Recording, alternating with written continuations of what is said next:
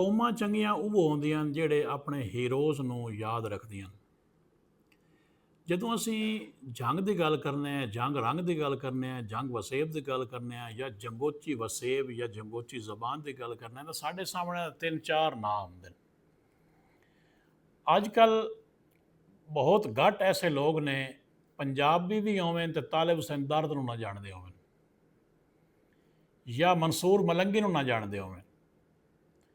ਇਸ ਤੋਂ ਹਟ ਕੇ ਅਗਾਂ ਟੁਰੀਏ ਸ਼ਹਿਰੀ ਹਾਲ ਤੇ ਯਾਸੀਨ ਨੂੰ ਨਾ ਜਾਣਦੇ ਹੋਵੇਂ ਜਾਂ ਮਾਰ ਰਿਆਜ਼ ਸਿਆਲ ਨੂੰ ਨਾ ਜਾਣਦੇ ਹੋਵੇਂ।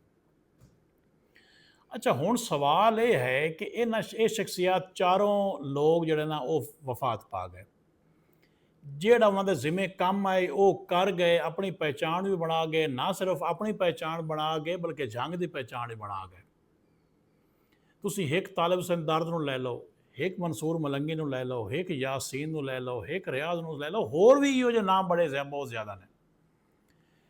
ਇਹਨਾਂ ਨੂੰ ਯਾਦ ਰੱਖਣ ਦਾ ਨਾ ਮੇਰਾ ਇੱਕ ਨਿੱਕਾ ਜਿਹਾ ਮੈਂ ਤੁਹਾਨੂੰ ਦੱਸ ਦਿੰਦਾ ਤੇ ਇਸ ਤੇ ਅਮਲ ਤੁਸੀਂ ਕਰਵਾਉਣਾ ਹੈ। ਇਸ ਨੂੰ ਅੱਗੇ ਸ਼ੇਅਰ ਕਰ ਦਿਓ ਤੇ ਆਪੇ ਹਕੂਮਤਾਂ ਨੂੰ ਕਰਨਾ ਪਊਸੇ।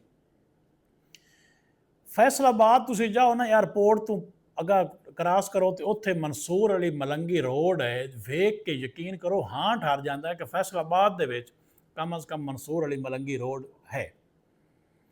ਜਿਹੜਾ ਅਯੂਬ ਚੌਕ ਹੈ ਉਹਦਾ ਨਾਂ ਕੀ ਤਾਲਿਬ ਹੁਸੈਨ ਦਰਦ ਚੌਕ ਨਹੀਂ ਹੋ ਸਕਦਾ।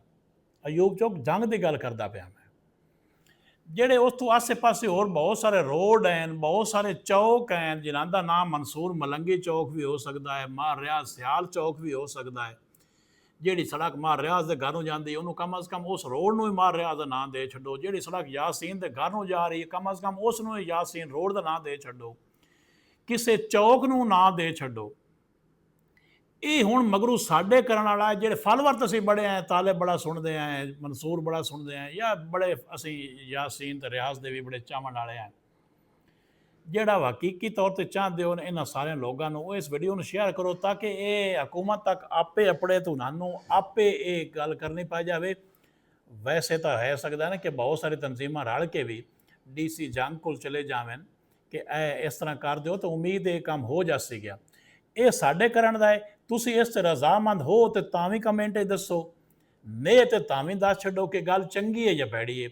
ਸਾਰੇ ਸੱਜਣ ਵਸਦੇ ਰਹੋ ਜੀ, ਸਾਰੇ ਸੱਜਣਾਂ ਦਾ ਭਲਾ ਜੀ। ਬਹੁਤ ਸ਼ੁਕਰੀਆ।